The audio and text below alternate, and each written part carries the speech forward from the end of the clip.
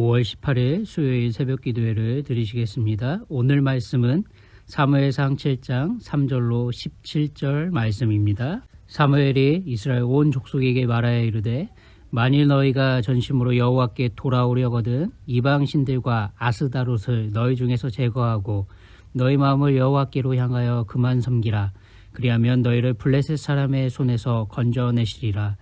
이에 이스라엘 자손이 바알들과 아스다롯을 제거하고 여호와만 섬기니라. 사무엘이 이르되 온 이스라엘은 미스바로 모이라. 내가 너희를 위하여 여호와께 기도하리라 하매 그들이 미스바에 모여 물을 길어 여호와 앞에 붓고 그날 종일 금식하고 거기에서 이르되 우리가 여호와께 범죄하였나이다 하니라. 사무엘이 미스바에서 이스라엘 자손을 다스리니라. 이스라엘 자손이 미스바에 모였다 함을 블레셋 사람들이 듣고 그들의 방백들이 이스라엘을 치러 올라온지라. 이스라엘 자손들이 듣고 블레셋 사람들을 두려워하여 이스라엘 자손이 사무엘에게 이르되 당신은 우리를 위하여 우리 하나님 여호와께 쉬지 말고 부르짖어 우리가 블레셋 사람들의 손에서 구원하시게 하소서 하니 사무엘이 젖 먹는 어린 양 하나를 가져다가 온전한 범죄를 여호와께 드리고 이스라엘을 위하여 여호와께 부르짖음에 여호와께서 응답하셨더라. 사무엘이 번제를 드릴 때에 블레셋 사람이 이스라엘과 싸우려고 가까이 오매 그날에 여호와께서 블레셋 사람에게 큰 우레를 발하여 그들을 어지럽게 하시니 그들이 이스라엘 앞에서 패한지라. 이스라엘 사람들이 미스바에서 나가서 블레셋 사람들을 추격하여 뱃갈 아래에 이르기까지 쳤더라. 사무엘이 돌을 취하여 미스바와 센 사이에 세워 이르되 여호와께서 여기까지 우리를 도우셨다 하고 그 이름을 에벤 에셀이라 하니라. 이에 블레셋 사람들이 굴복하여 다시는 이스라엘 지역 안에 들어오지 못하였으며 여호와의 손이 사무엘이 사는 날 동안에 블레셋 사람을 막으심에 블레셋 사람들이 이스라엘에게 빼앗았던 성읍이 에그론부터 가드까지 이스라엘에게 회복되니 이스라엘이 그 사방 지역을 블레셋 사람들의 손에서 도로 찾았고 또 이스라엘과 아모리 사람 사이에 평화가 있었더라. 사무엘이 사는 날 동안에 이스라엘을 다스렸으되 해마다 베델과 길갈과 미스바로 순회하여 그 모든 곳에서 이스라엘을 다스렸고 라마로 돌아왔으니 이는 거기에 자기 집이 있음이니라. 거기서도 이스라엘을 다스렸으며 또 거기에 여호와를 위하여 제단을 쌓았더라. 아멘. 모든 사람은 잘 살길 원할 겁니다. 이를 위해서 개인적인 노력도 필요하겠지만 사회 시스템적으로 무엇보다도 나라가 부유하고 그 부가 개개인의 국민들에게 공정하고 합리적으로 그리고 자비와 긍휼까지 여기에 보태어 베풀어지고 돌아간다면 누구나 그런 국가의 국민이 되고 싶지 않겠습니까?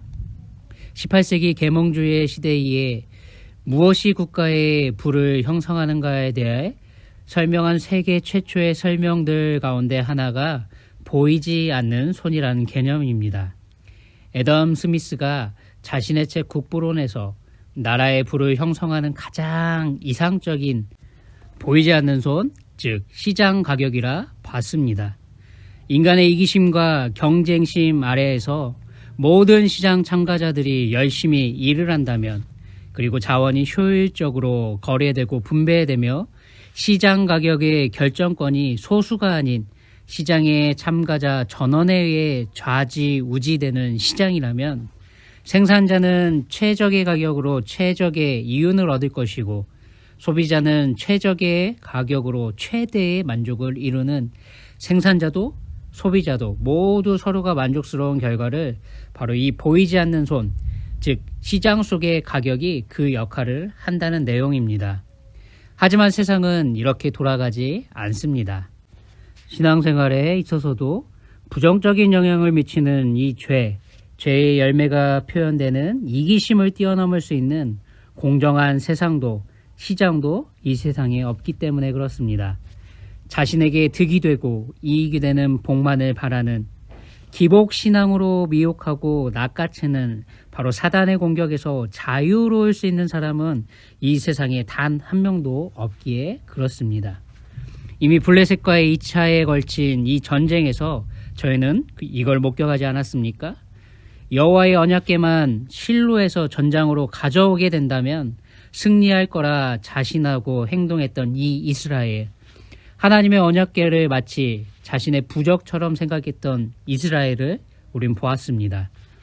이미 세계의 역사 속에서 펼쳐졌던 출애굽 사건을 알고 있는 사람이라면, 이스라엘이 가나안 정복 과정을 알고 있는 사람들이라면 바로 블레셋 군인들처럼 여호와의 언약궤가 진영 안으로 들어왔다는 소식을 듣고서도 두려워 떨게 될 겁니다. 하지만 이스라엘은 여호와 하나님의 율법이 들어있는 언약궤요, 하나님의 임재하시겠다는 약속을 상징하는 이 언약궤가 있었음에도 불구하고 이들은 오히려 블레셋에게 심히 큰 사륙을 당했고 도망치는 치욕을 겪었습니다. 이들은 또한 여호와의 언약궤까지 빼앗기는 참담한 실패요 패배를 경험하지 않았습니까? 또한 제사장 엘리의 두 아들 홈니와 비느하스조차 그 전쟁에서 죽임당하기도 했습니다. 그래서 저희는 이 사건을 통해 새벽마다 확실히 배우지 않았습니까? 인간의 성공과 실패는 비록 성도라 할지라도 우리 하나님께 전혀 중요하지도 않다는 사실을 우린 배웠습니다. 하나님이 택하신 백성이 도망치고 사륙당하는 패배라 할지라도, 아니 그 이상의 무엇이라도 우리 하나님의 뜻과 일, 즉 우리 하나님이 구원 계획을 성취해 나가시는 데 있어서는 그 어떤 것도 그 무엇도 전혀 장애물이 되지 않음을 우리는 배우고 확인했습니다. 왜입니까? 죄가 가득 찬 이 세상은 사람들은 보이지 않는 손, 시장 가격과 같은 이런 것들에 의해 우리의 삶이 좌지우지된다 생각하지만 이건 틀리다는 것을 성경이 말하는 겁니다. 인류의 역사는 보이지 않는 여호와 우리 하나님의 손에 의해서 통치되었고 지금도 보존되며, 그리고 지금도 우리 하나님의 손이 섭리하시기 때문에 인류와 역사가 존재한다는 걸 저희는 성경을 통해 명확하게 배우고 있습니다. 언약궤가 이스라엘 진영 안으로 다시 돌아오는 그 일, 어떻게 이루어졌습니까? 우리 하나님의 보이지 않는 손에 의해 벌어졌음을 우리는 확인합니다. 우리 하나님의 손은 블레셋의 다곤 신전의 우상들을 먼저 치셨고 자연을 통치하시고 여전히 섭리하시는 분이 바로 우리 하나님이심을 입증해 보이시는 과정을 통해 하지 않았습니까? 우리 하나님께서 창조주 하나님이시고 우리 하나님께서 여전히 통치자이시며 우리 하나님께서 바로 이 모든 실권을 주권을 갖고 계신 분이심을 쥐를 통해 전염되는 독한 종기 아마드 패스트 흑사병으로 블레셋을 치셨고 망하는 길로 인도하셨기 때문에 이스라엘의 언약궤는 다시 여호와 하나님의 언약궤는 이스라엘에게로 돌아왔습니다. 그래서 블레셋 사람들을 스스로 우리 하나님의 언약궤를 이스라엘로 어떻게 하면 돌려보낼까 고민하게 만들었고 그것을 실행하게 만들기도 했습니다. 바로 7개월 동안 우리 하나님의 손이 블레셋의 모든 지방에서 이렇게 독한 종기를 보내시고 하나님이 이 세상 모든 것을 섭리하시고 주관하시는 분이심을 신전의 우상들에게도 직접 보여주심으로 이스라엘은 하나님의 언약궤를 돌려받게 됐습니다. 하지만 어떻습니까?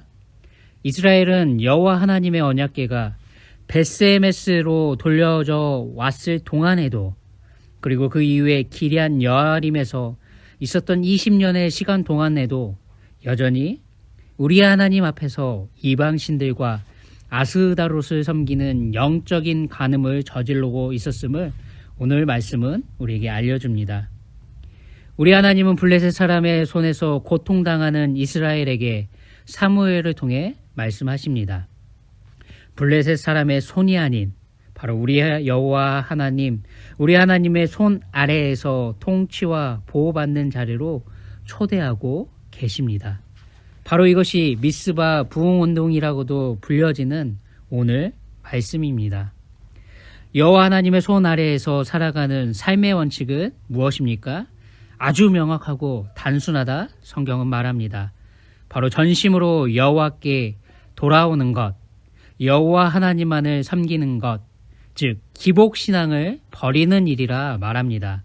3절 사무엘이 이스라엘 온 족속에게 말하여 이르되 만일 너희가 전심으로 여호와께 돌아오려거든 이방 신들과 아스다롯을 너희 중에서 제거하고 너희 마음을 여호와께로 향하여 그만 섬기라.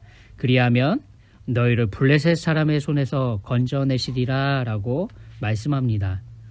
우리 하나님은 가나안 동편을 정복하게 인도하신 후 요단강 서편에 가나안 땅을 넘겨주시기 바로 직전에 이것을 강조해 말씀하시지 않았습니까? 바로 모세의 유언이요 설교인 신명기를 통해 우리 하나님은 반복해서 이것을 강조하셨습니다. 오직 여호와 하나님만 바라보고 섬기는 신앙을 강조하셨습니다. 가나안의 문화들에 휩쓸리지 말도록 그리고 기복신앙을 따라가지 말 것을 이렇게 말씀하십니다. 신명기 13장 3절의 말씀을 대표적으로 말씀드리면 이렇습니다.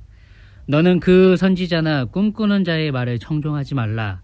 이는 너희의 하나님 여호와께서 너희가 마음을 다하고 뜻을 다하여 너희 하나님 여호와를 사랑하는 여부를 알려하사 너희를 시험하심이니라 라고 말씀합니다. 여호와 즉 우리 하나님의 손 아래에서 살아가는 성도들의 삶이라면 과거에도 지금도 그리고 앞으로도 쭉 언제나 동일하게 이렇게 사는 것밖에 없는 줄 믿습니다. 바로 4절의 말씀대로 이에 이스라엘 자손이 바알들과 아스다롯을 제거하고 여호와만 섬기니라. 아멘. 바로 이것이 성도들의 삶에서 풍성히 열매에 맺혀져야 하는 신앙의 길인 줄 믿습니다. 그래서 6절은 또 이렇게 말하지요. 그들이 미스바에 모여 물을 길어 여호와 앞에 붓고 그날 종일 금식하고 거기에서 이르되 우리가 여호와께 범죄하였나이다 하니라 라고 알려줍니다. 사무엘이 미스바에서 이스라엘 자손들을 다스리니라 하지 않습니까? 여호와 하나님 앞에서 자신들의 모든 마음을 물을 부어 쏟듯 하나님께 전부 다 내어놓고 죄를 자복하고 회개하는 바로 그 삶, 우리의 생사화복의 모든 것을 통치하시고 보존하시며 섭리하시는 하나님께 바로 우리의 진실된 진정한 그 마음과 겸손으로 회개하는 금식의 행위를 하나님은 우리에게 요구하시는 줄 믿습니다. 즉 구체적 표현으로서의 금식에 멈춰서는 것이 아니라 안주하는 것이 아니라 이렇게 우리가 하는 행동에 멈춰선다면 이것은 하나님을 향한 눈속임이요 쇼가 되는 신앙이 되어서는 안 된다고 오늘 말씀은 하고 있습니다.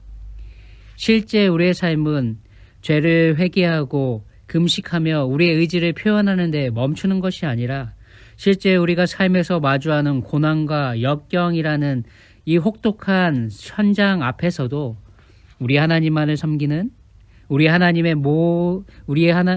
모든 마음과 우리의 모든 삶을 하나님께 드리는 순종의 열매가 맺혀질 때만 비로소 여호와 하나님의 손 아래에서 다스림을 받고 사는 삶인 줄 믿습니다.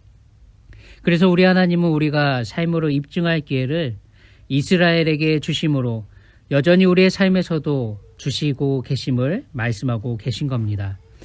이스라엘이 미스바로 모여 기도하고 하나님만 바라볼 때 어떤 일이 일어납니까? 블레셋은 그 소식을 듣고 이스라엘을 치러 올라왔다. 오늘 말씀은 우리에게 알려줍니다. 바로 이 소식을 듣고 이스라엘은 두려움에 사로잡히기도 했습니다. 이스라엘처럼 우리도 언제든 육신의 연약함 아래에 끌려갈 때, 죄의 미혹에 끌려 넘어질 때, 불완전한 믿음 아래에서 상황에 압도당할 수도 있음을 알려주고 있습니다. 하지만 바로 이때가 너무도 우리에게 중요합니다. 왜입니까? 바로 우리의 신앙과 우리의 마음의 중심이 어디에 있는지 입증할 수 있는 또한 입증되는 은혜의 현장임을 저희는 잊어서는 안 될 줄 믿습니다. 8절 이렇게 말하지 않습니까? 이스라엘 자손이 사무엘에게 이르되 당신은 우리를 위하여 우리의 하나님 여호와께 쉬지 말고 부르짖어 우리를 블레셋 사람들의 손에서 구원하시게 하소서 하니 아멘. 이스라엘은 자신들이 누구인지 인식하고 이렇게 말합니다. 우리의 하나님 여호와께라고 말이죠. 하나님을 자신들의 편이심을 믿고 의지하는 이들의 신앙이요 믿음의 중심이 하나님께 있음을 이렇게 고백하고 있는 겁니다. 당장 쳐들어온 적들과 전쟁을 벌여야 하는 이 급박한 상황에 사사요, 선지자요, 제사장이요, 하나님의 대리왕인 사무엘은 하나님께 이스라엘의 모든 것이 달려있음을 고백하는 번제를 드렸습니다. 9절 사무엘이 젖 먹는 어린 양 하나를 가져다가 온전한 번제를 여호와께 드리고 이스라엘을 위하여 여호와께 부르짖음에 여호와께서 응답하셨더라. 아멘. 여러분, 우리 삶에서 급박한 일, 중요한 일, 생명이 경각에 달린 일들이 너무도 많지 않습니까? 하지만 이런 모든 일 가운데서도 우리의 모든 마음과 믿음을 하나님께만 향해야 할 줄 믿습니다. 우리의 중심이 여호와 하나님만 섬기고 바라보고 의지할 때 우리 하나님은 우리가 부르짖는 우리의 소리에 응답하여 주실 줄 믿습니다. 하나님은 오늘 하루를 통해서도 우리에게 이 은혜를 베풀어 주실 겁니다. 우리가 할 수 없는 바로 그 일을 우리의 하나님의 손이 도와주시고 해결해 주실 바로 그 일을 우리 하나님은 하나님의 손으로 행해 주실 줄 믿습니다. 그렇다면 오늘 우리가 할 일은 지금에 만족하고 안주가하는 것이 아니라 지속적으로 우리의 삶의 현장과 가정에서 우리가 만나는 모든 이들에게 무엇보다 나 자신의 신앙과 믿음을 돌아보며 여호와 하나님의 손이 함께하도록 쓰임받는 삶이 되어야 할 줄 믿습니다. 오늘 하루도 우리가 사는 모든 날 동안에도 바로 13절, 14절의 말씀대로 여호와 하나님의 손이 우리의 대적들을 막으시고 회복해 주시는 삶이 되시길 존귀하신 예수님의 이름으로 축원합니다. 기도합니다. 하나님 아버지, 오늘 하루도 우리의 대적들의 손에서 건져내시고 인도하시는 여호와 하나님의 손길이 우리와 함께하여 주실 줄 믿고 감사드립니다. 오늘 하루가 에베네셀의 삶으로 우리에게 인도하여 주실 줄 믿습니다. 오늘 하루 우리에게 허락하시는 모든 상황에서도 여호와 하나님만 전심으로 섬기고 의존하는 우리들이 되게 인도하여 주시옵소서. 우리의 믿음과 신앙도 우리의 가족들의 신앙도 여호와 하나님께 온전히 예배드리는 삶이 되도록 우리를 통하여 우리를 사용하셔 주시옵소서. 존귀하신 예수님의 이름으로 기도드립니다. 아멘. 오늘 하루도 복된 하루 되시길 바랍니다.